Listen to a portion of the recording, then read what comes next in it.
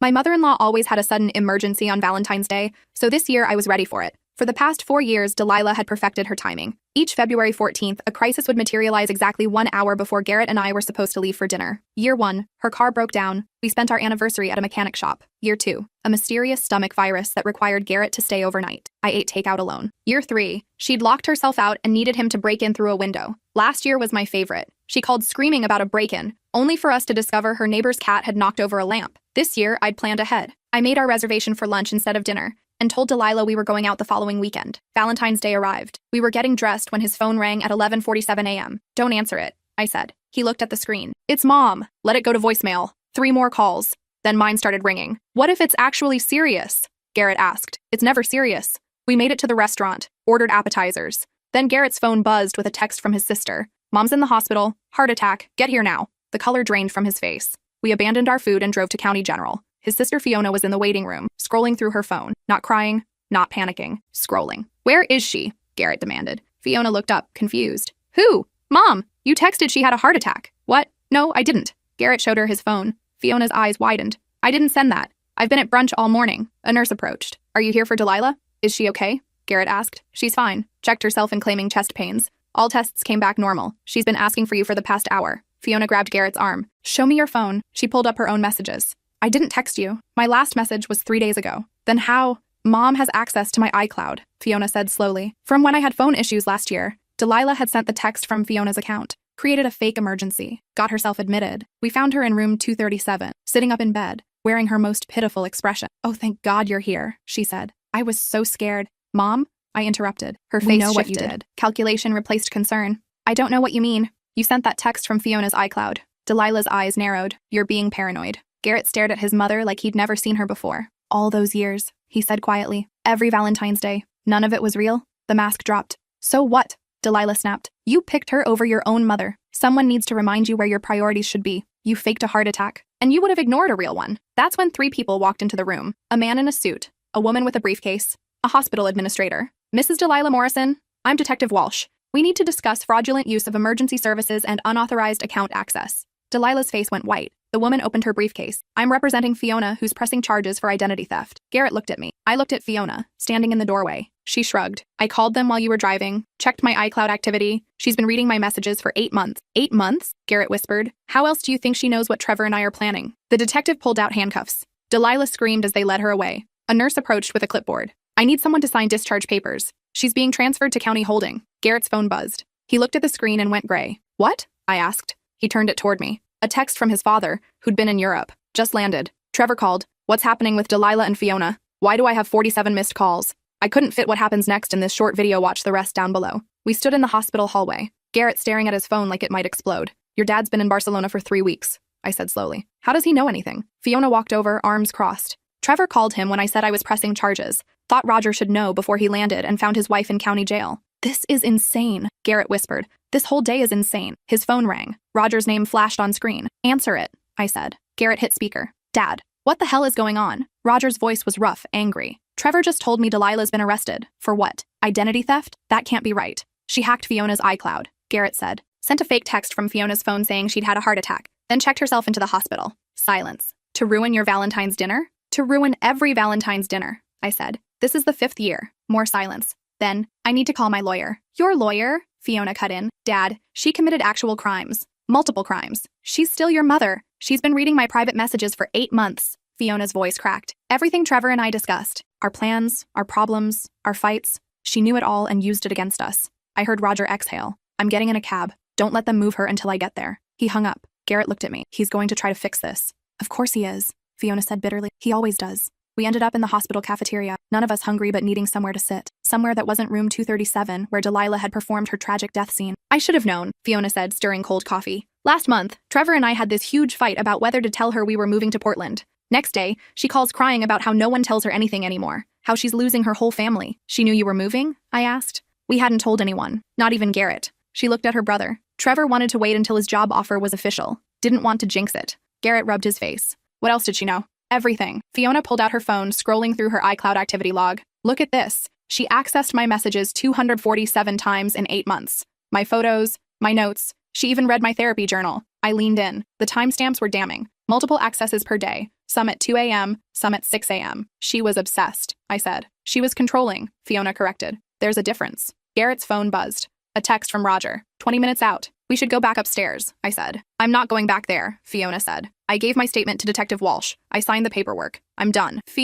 No, she stood up. I'm not watching Dad bail her out. I'm not listening to excuses. She violated my privacy for months. She faked a medical emergency. She impersonated me. Her voice broke. She destroyed any trust I had left. Trevor appeared from around the corner, tall, quiet, with kind eyes. He put his arm around Fiona. Come on, let's go home. They left. Garrett and I sat there, surrounded by the smell of overcooked vegetables and antiseptic. I should go up, he finally said. Do you want me to come? He hesitated. No, I need to do this alone. I watched him walk to the elevators, shoulders slumped. The same man who'd been excited about fancy appetizers 6 hours ago, before his mother had imploded our Valentine's Day. Again, I pulled out my phone and did what I always did when things got weird. I called my best friend Ramona. Hey, how's the romantic lunch? She answered. We're at County General. Delilah got arrested. What? I explained everything. The fake text, the iCloud breach, the 8 months of surveillance. Ramona listened without interrupting. One of the things I loved about her. So she's actually being charged? She asked when I finished. Detective Walsh seemed pretty serious. And Fiona's pressing charges for identity theft. Good. She should. Roger's on his way from the airport to fix it. Of course he is. Ramona sighed. How's Garrett taking it? He looks like someone ran over his childhood dog. His mother's a narcissist who's been sabotaging his marriage for years. He should be relieved. Should be, I agreed. But it's still his mom. Yeah. Pause. You okay? I'm sitting in a hospital cafeteria on Valentine's Day while my mother-in-law gets booked. I've had better holidays. Want me to come? I can be there in 30. No, but thanks. I'll call you later. We hung up. I bought another coffee I didn't want and tried not to think about our abandoned appetizers. Garrett came back 40 minutes later, face pale, eyes red. He's here, he said. Roger. He's with her lawyer now. Already? Called him from the cab. Some guy who handles white-collar crimes. He sat down hard. Mom's crying, saying she was scared, that she's been having panic attacks about losing us. Losing you to what? Happy marriages? He almost smiled. Almost. The lawyer says if she pays restitution and does community service, they might drop it to a misdemeanor. What about Fiona's charges? Roger's going to talk to her. Try to convince her to drop them. That's not fair. I know. He looked at me. I know it's not. But he's terrified she's going to go to jail. She should be terrified. She committed crimes. Multiple crimes, he corrected. Detective Walsh was very clear about the plural. We sat there. The cafeteria was emptying out.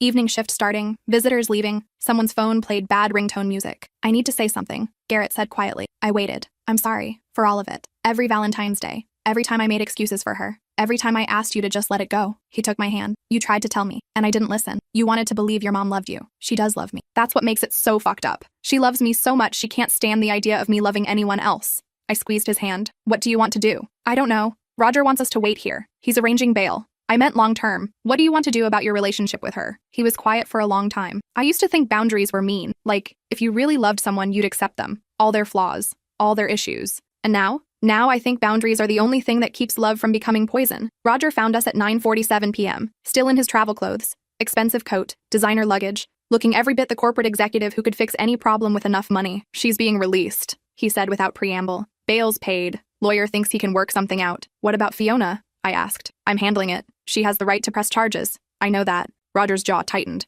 But this family doesn't need to be torn apart over a misunderstanding. A misunderstanding? Garrett stood up. Dad, she hacked Fiona's phone. For 8 months. That's not a misunderstanding. That's a felony. Your mother's not well. She's been struggling since you got married. He looked at me. Not kindly. This has been hard on her. Hard on her?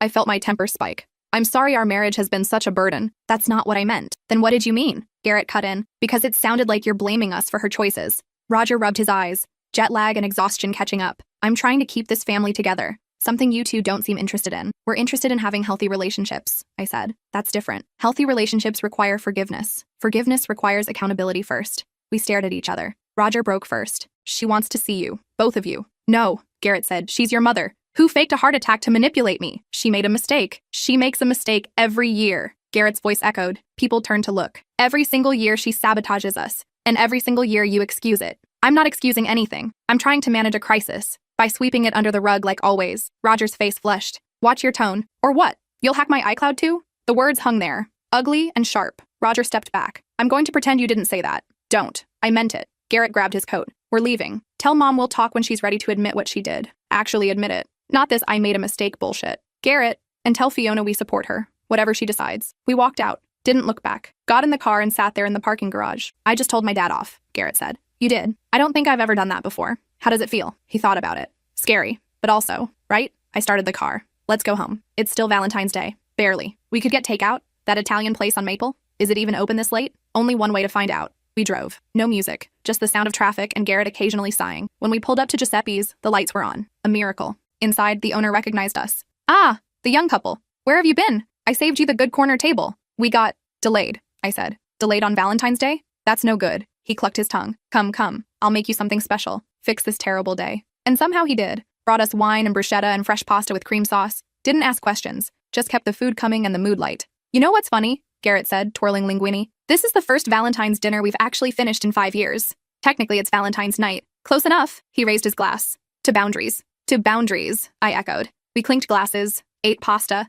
pretended we weren't both thinking about Delilah in county jail, and Roger furious at us and Fiona's 8 months of violated privacy. Around midnight, Garrett's phone buzzed. A text from Fiona. Thank you. Trevor says hi. Love you. He showed me. She never says I love you in texts. Today was a lot. Yeah, he put his phone away. Think Giuseppe's has dessert? Only one way to find out. He did. Tiramisu, 2 spoons. We ate it slowly, making the night last, making the moment good, because tomorrow would come, and with it, consequences, decisions, hard conversations. But tonight we had tiramisu, and that felt like enough. The next morning started with 17 missed calls. Garrett's phone, my phone, both lit up like Christmas trees. Roger mostly. A few from Delilah's number, one from a number we didn't recognize. Should we listen? I asked, coffee in hand. Probably. The unknown number was Detective Walsh. Mr. Morrison, this is Detective Walsh from County General. I need you to call me regarding your mother's case. Some new information has come to light. New information. That sounded ominous. Garrett called back on speaker. Walsh answered on the first ring. Mr. Morrison, thank you for calling back. What's going on? We've been going through your sister's phone records.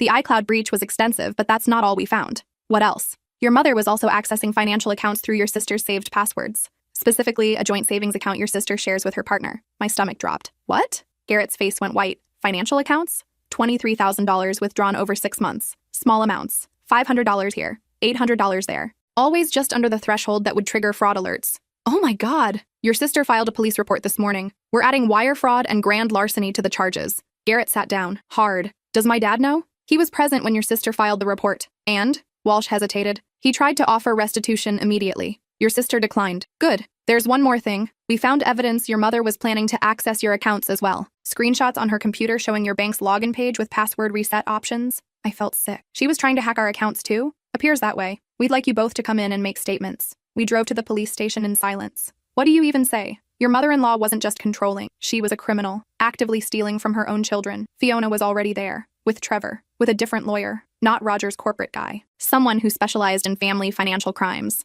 Hey, she said when she saw us. Fee, I'm so sorry, Garrett said. Not your fault. I should have believed you. All those times you said something felt off. You believed your mother. Most people would. She looked tired, eyes red. Roger's been calling all morning, offering money, begging me to drop it. Are you going to? No. Her voice was steady, hard. Trevor and I were saving for a house. We had almost $30,000. She took a third of it, and she was going to keep taking until there was nothing left. We'll pay you back, Garrett said. Whatever she took, that's not the point. Fiona's lawyer touched her arm. She took a breath. The point is, she chose to steal from us, from her own daughter, and I'm done protecting her from consequences. Detective Walsh came out. Ms. Morrison, Mr. Morrison, we're ready for you. We spent the next 3 hours giving statements. Yes, Delilah had access to emergency funds we'd shared in the past. No, we hadn't noticed anything suspicious. Yes, we'd change all our passwords immediately. Yes, we understood this was a criminal matter now. When we finally left, it was after 2 p.m. None of us had eaten. Trevor suggested lunch, but nobody was hungry. What happens now? I asked. Arraignment tomorrow, Fiona's lawyer said.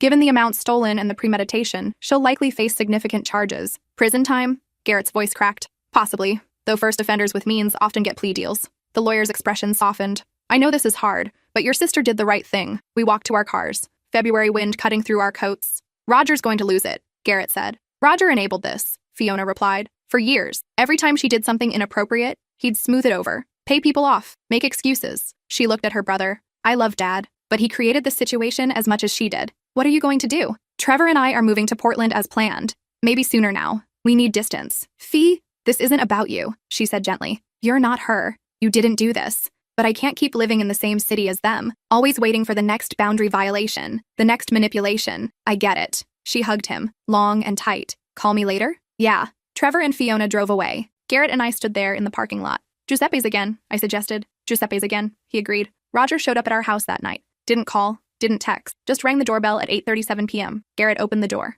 Dad, we need to talk. Come in. Roger looked older than yesterday. lines deeper, eyes haunted. He sat on our couch like he'd never seen one before. Fiona won't answer my calls, he said. Can you blame her? I'm trying to fix this. You can't fix this, I said. Not with money, not with lawyers, not with anything. She's my wife, your mother. I can't just... He stopped, started again. The financial charges. That's serious. That's prison time. She stole from her own daughter, Garrett said. What did you expect to happen? I expected family to stand together. We are standing together. With Fiona. Roger's face flushed. You're choosing your sister over your mother? I'm choosing the person who was victimized over the person who committed crimes. Yes, she's not well. She needs help, not punishment. She needs consequences, I said. There's a difference. Easy for you to say, she's not your mother. The words hung there, bitter, meant to hurt. No, I agreed. She's not. My mother respects boundaries, respects privacy, respects that I'm an adult who makes my own choices. Roger stood up. I came here hoping we could figure this out as a family. We're not a family, Garrett said quietly. Not the way you want us to be. We're a collection of people with the same DNA who've been pretending dysfunction is normal. That's not fair. It's completely fair. Mom manipulates. You enable. Fiona and I adapted by being hyper-responsible and trying to keep the peace. That's not healthy. That's not family. So what? You're done? Just like that? We're done pretending, Garrett said. There's a difference. Roger grabbed his coat, headed for the door, stopped. She's asking for you. Both of you. She wants to explain. I'm sure she does. Will you at least think about it? Garrett looked at me. I shrugged. His choice. Maybe, he finally said. After the arraignment. After we see if she takes accountability. Real accountability. Not the performance she's so good at. Roger left. We listened to his car start. Listened to him drive away. Giuseppe's? Garrett asked. We can't keep eating Giuseppe's every night. Why not? It's our tradition now. Valentine's catastrophe tradition. I laughed. Couldn't help it. Fine. Giuseppe's. I'm getting the carbonara this time. Lev dangerously. We drove through dark streets. Our small city quiet at this hour. Giuseppe's was almost empty. Mid-week lull. The owner saw us coming and grinned. Ah, the young couple returns. 2 nights in a row. This is love. If only he knew. The arraignment was set for Thursday. Garrett took the day off. I called in sick. We met Fiona and Trevor at the courthouse at 9 a.m. Roger was already there. With Delilah's lawyer. With Delilah. She looked small, fragile, hair perfect, makeup flawless, playing the part of tragic victim to perfection. When she saw us, her face lit up. Garrett! Oh, sweetheart, thank God you're here. She moved toward him. He stepped back. Don't, he said. Her smile faltered. Darling, I know you're upset, but I'm not upset. I'm done. Done? She looked at Roger, at the lawyer, back at Garrett. What do you mean done? I mean, I'm not playing this game anymore. Game? This isn't a game. I'm your mother. You're a woman who stole $23,000 from my sister, who hacked her phone, who's been manipulating us for years. His voice stayed level, calm, more devastating than shouting. And I'm done. Delilah's eyes filled with tears. Real ones or performed ones? Impossible to tell anymore. How can you say that after everything I've done for you? What have you done? Besides sabotage every relationship I've tried to build? I protected you. From what? Happiness? The lawyer touched Delilah's arm. Mrs. Morrison, perhaps we should go inside. No. She turned to Fiona. This is all your fault. Turning your brother against me. You always were jealous. Don't. Trevor stepped between them, tall, solid, protective. Don't talk to her. Delilah looked shocked, like servants weren't supposed to speak. Excuse me? You heard me. Don't talk to Fiona, don't look at her, don't contact her ever again. You can't tell me. I absolutely can. Trevor's voice stayed soft, polite even, but there was steel underneath. You violated her privacy, stole her money, and now you're playing victim. It's disgusting. Roger moved forward. Now, wait just a minute. No. Fiona's voice cut through. Trevor's right. I'm done, Mother. Completely done. After today, we're moving. You won't have our address. You won't have our numbers. You'll have nothing. You can't do this. Watch me. The bailiff opened the courtroom doors. State versus Morrison, all parties inside. We filed in, took seats on opposite sides. Delilah with Roger and her lawyer, us with Fiona and Trevor. The divide couldn't have been clearer. The judge was a woman in her 60s, silver hair, sharp eyes. She reviewed the charges with an expression that said she'd seen this before. Suburban family drama playing out in her courtroom. Mrs. Morrison, you're charged with identity theft, unauthorized access to computer systems, wire fraud, and grand larceny. How do you plead? Delilah's lawyer stood. Not guilty, Your Honor. Noted. Bail is set at $50,000. Trial date to be determined. Ms. Morrison, she looked at Fiona. I understand you're the primary victim here. Yes, Your Honor. There's been a request for a restraining order? Yes. Granted. Mrs. Delilah Morrison is to have no contact with Fiona Morrison or Trevor Hughes. No calls, no texts, no emails, no third-party contact. Violation will result in immediate arrest. Clear? Delilah gasped. You can't. The gavel came down. I just did. Next case. Outside the courthouse, Roger tried one more time. This is insane, he said. She's your mother, your family. Being family doesn't give her the right to commit crimes, Fiona said. It was a mistake. It was theft. Premeditated theft over 6 months. Trevor's arm was around Fiona, protective. Stop minimizing it. I'm not. Roger stopped. Looked at both his children. Fine. You want to abandon her? Go ahead. But don't come crying to me when you realize what you've done. We won't, Garrett said. Roger walked away. Delilah hurried after him. We watched them go. Two people who'd rather protect dysfunction than confront it. Giuseppe's? I suggested. Giuseppe's. Everyone agreed. Over carbonara and wine we planned. Fiona and Trevor's move, our new passwords, our new boundaries, our new life without Delilah's manipulation. When are you leaving? I asked. 2 weeks, Trevor said. I already gave notice at work. Fiona's got a remote position lined up. That fast? We've been planning this for months, Fiona admitted. The Portland job offer came in December. We were just waiting for the right time. Does Roger know? He does now. Mom found out from my texts. Started the guilt campaign immediately. How bad? Bad. Crying about being abandoned, threatening to cut me off, claiming I was ungrateful. Fiona swirled her wine. I used to feel guilty. Now, I just feel relieved. To Portland, Garrett raised his glass. To Portland, we echoed. Giuseppe appeared with dessert, tiramisu, and cannoli. For the young couples. Both young couples. This is good. This is family. He had no idea how right he was. The trial was scheduled for August. 6 months away. Delilah's lawyer was pushing for a plea deal. Community service, restitution, probation, no jail time. Fiona refused every offer. She needs to face actual consequences, she told her lawyer. Not rich people consequences. The media got wind of it. Local news, then regional. Wealthy mother accused of hacking daughter's accounts. The story had everything. Money, family drama, Valentine's Day as a catalyst. Roger tried to kill the coverage. Failed. Delilah's lawyer advised her to stay quiet. She gave an interview instead, crying, explaining how her children had abandoned her, how she'd only wanted to stay close to them. The interviewer asked about the stolen money. That's a misunderstanding, Delilah said, tears streaming. I had access to help in emergencies. I never thought. The interview was cut off when her lawyer appeared and hauled her out of the studio. Garrett watched it at work, called me laughing. She just made it worse. How? Now there's video evidence of her claiming she had authorized access. Fiona's lawyer is ecstatic. Your mother's her own worst enemy. Always has been. Fiona and Trevor moved in early March. We helped them pack, loaded the U-Haul, said goodbye in our driveway. Promise you'll visit, Fiona said, hugging me tight. Promise. And keep an eye on Garrett. He acts tough, but I know. She pulled back, looked at her brother. You okay? Getting there. Therapy? Started last week. Good. She kissed his cheek. Call me. Actual calls,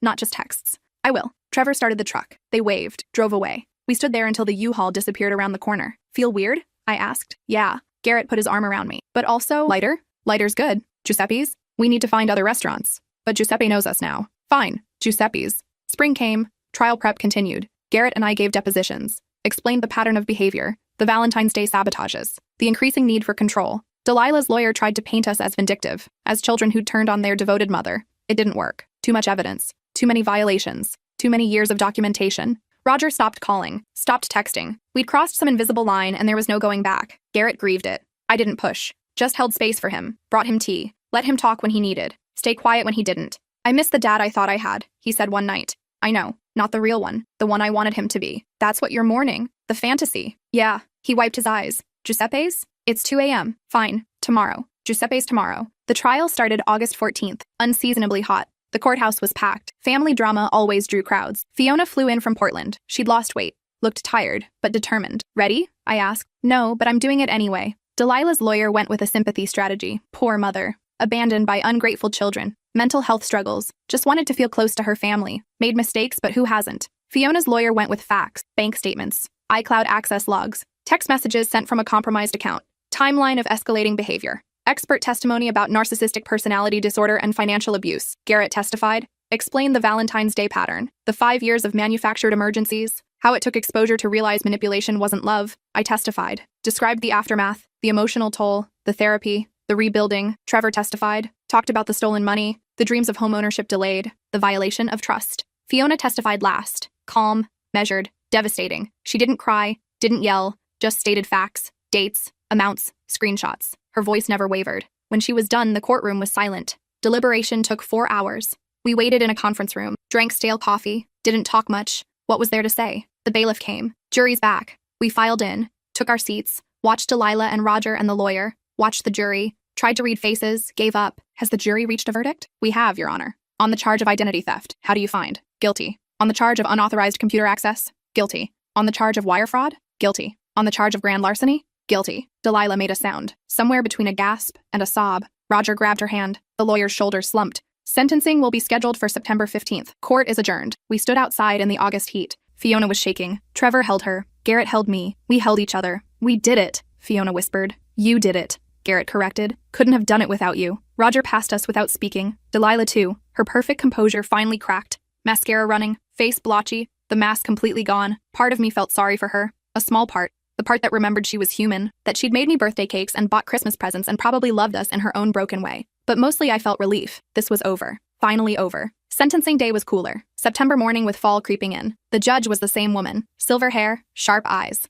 Mrs. Morrison, you've been found guilty on all counts. Before I pass sentence, do you have anything to say? Delilah stood. For once, Roger wasn't beside her. He'd stayed home. According to Fiona, they'd separated. She didn't know details. Didn't want to. Yes, Your Honor. Delilah's voice was steady. No tears now. No performance. I want to say I'm sorry. Not because I was caught. Not to reduce my sentence, but because I hurt my children. Both of them. For years. She looked at Fiona. At Garrett. I told myself I was protecting you. Keeping you close. Making sure no one took advantage of you. But really, I was the one taking advantage. Of your trust. Your love. Your patience. She took a breath. My therapist. Court-ordered therapist. Helped me see the pattern. The narcissism. The control. The inability to see you as separate people with your own lives. She looked at the judge. I don't expect forgiveness. I don't deserve it. But I wanted you to hear me say it. Out loud. With witnesses. I was wrong. Completely wrong. And I'm sorry. The courtroom was silent. This wasn't the Delilah any of us knew. No manipulation. No deflection. Just accountability. Finally, the judge nodded. Thank you, Mrs. Morrison.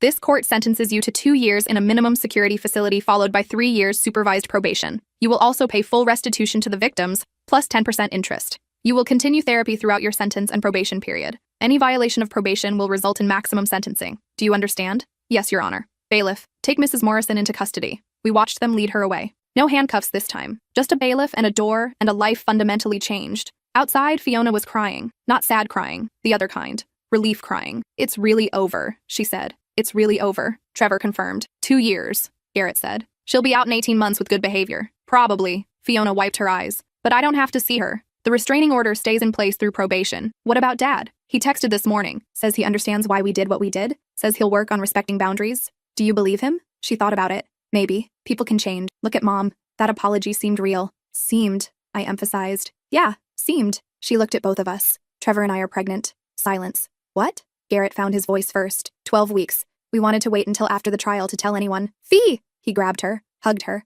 lifted her slightly. That's amazing! Put me down, I'm gestating. He put her down. Does Roger know? Not yet. We're telling him next week. If he wants to be in the baby's life, he has to commit to therapy. Actual therapy. Not just one session to check a box. Good boundary. Learning from the best. She smiled. You're going to be an uncle. I'm going to be an uncle, Garrett repeated, testing the words, finding them good. We drove home, processed, felt all the feelings. By the time we pulled into our driveway, it was after 4 p.m. Giuseppe's? Garrett asked. You know what? I'm thinking that Thai place on Sterling. Change of pace. Sacrilege. It's always Giuseppe's after major life events. Giuseppe's is closed Mondays. Oh, he checked his phone. Right, Thai then. Thai sounds good. We ordered pad Thai and green curry. Ate on the couch. Watched mindless TV. Didn't talk about the trial or Delilah or any of it. Just existed together. In our house. In our marriage. In our life that we'd fought so hard to protect. Around 11 p.m., Garrett's phone buzzed. A text from Roger. Your mother asked me to tell you she meant what she said. The apology. She knows she has work to do. Hope someday you can talk. No pressure. Just wanted you to know. Garrett showed me. What are you going to say? I asked. Nothing.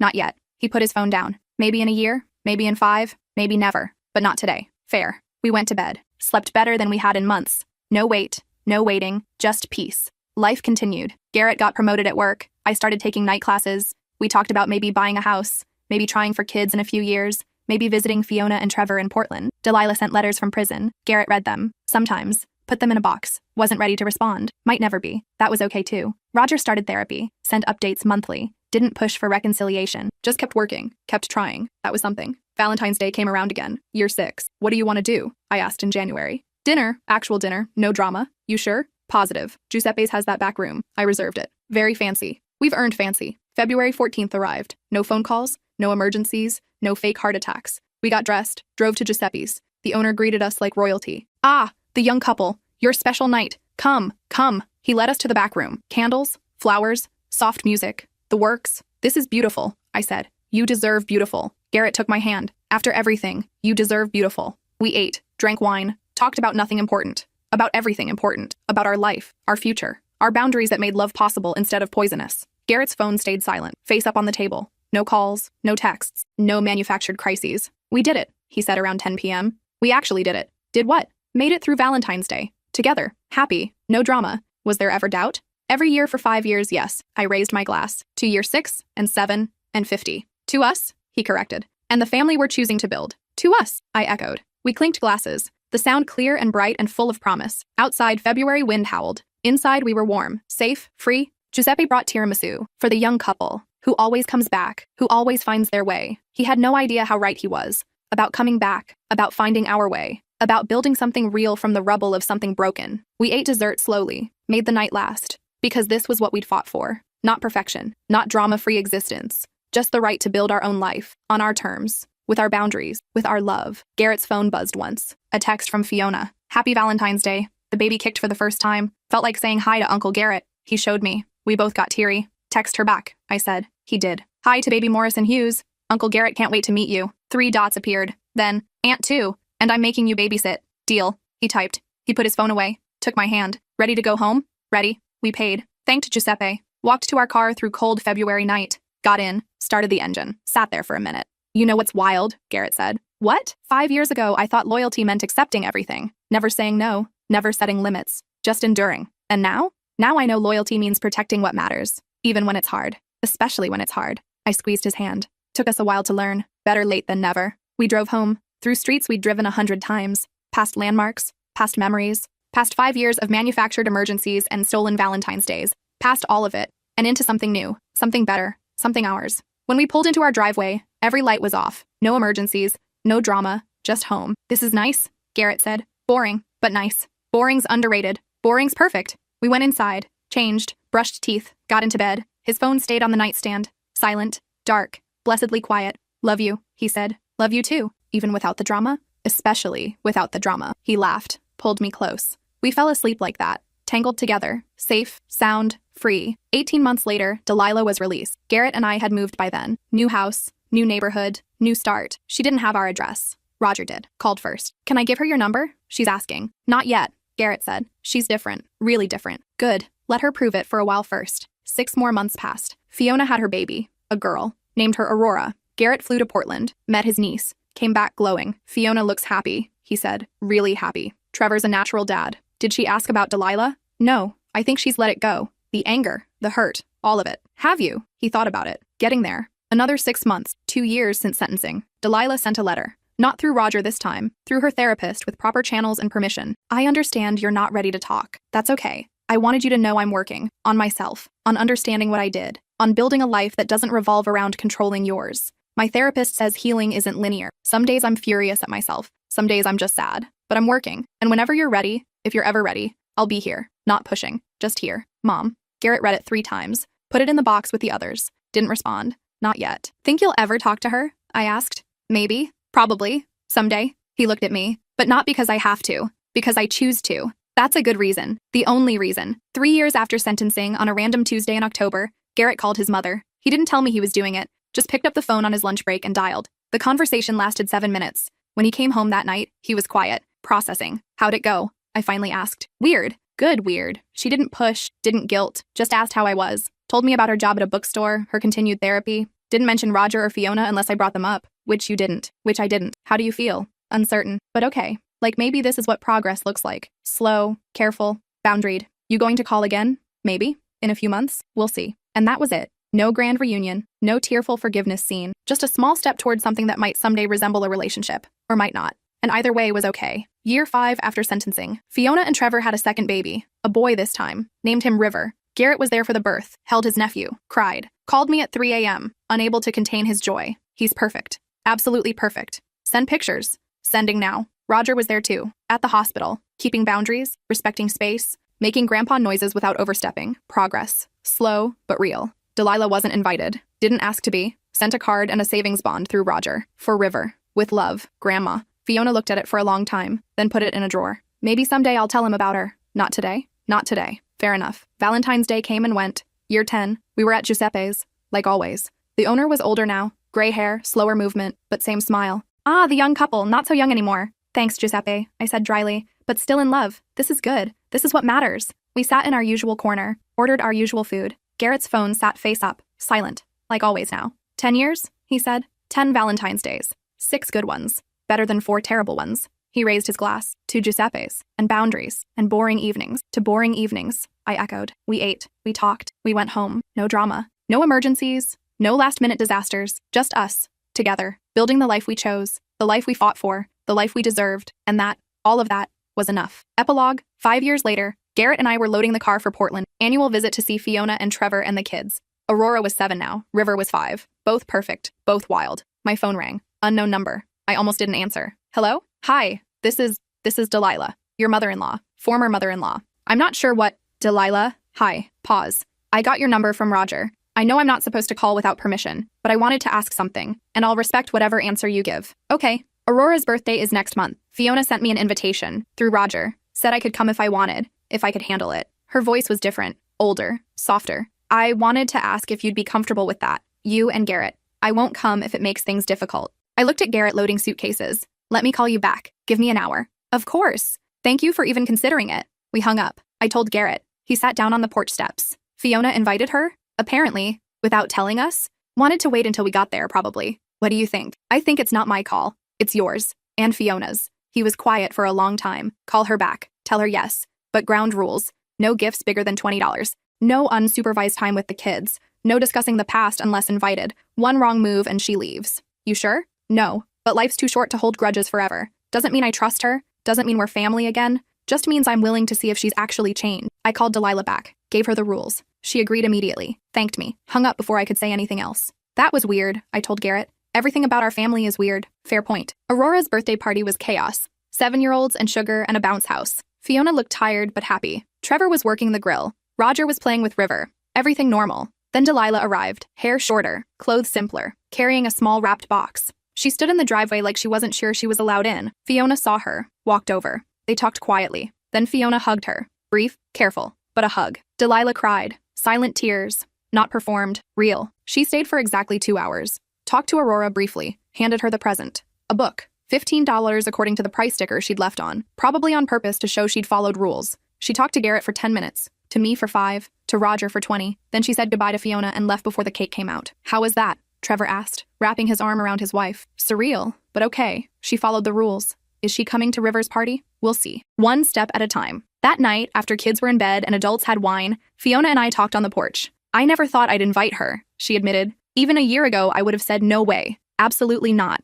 What changed? Aurora asked about her. Found an old photo of the whole family. Asked why Grandma Delilah wasn't in any recent pictures. Fiona sipped her wine. I tried to explain in kid terms, but Aurora kept asking, kept wanting to know. And I realized I was making her pay for Delilah's crimes. Not seeing her grandmother because of things that happened before she was born. That's generous. It's exhausting, she corrected. But it's the right kind of exhausting. The kind that comes from trying, from giving people, even people who hurt you, a chance to do better. You think she has? Done better? I think she's trying. That's all I can ask for right now. We sat in comfortable silence, listening to Portland sounds. City noises, life noises. Garrett told me something yesterday, I said. He said grudges are heavy, and he's tired of carrying them. Smart man, your husband. He has his moments. Trevor and I are thinking about having a third. Really? Really? Figure if we can navigate blended family drama, we can handle 3 kids. That logic seems flawed, probably, but we're doing it anyway. I laughed. Fiona joined. We sat there. 2 women who'd survived family dysfunction and built something better. Not perfect, but better. And that, all of that, was enough. Final scene, present day. 15 years after that first Valentine's Day disaster.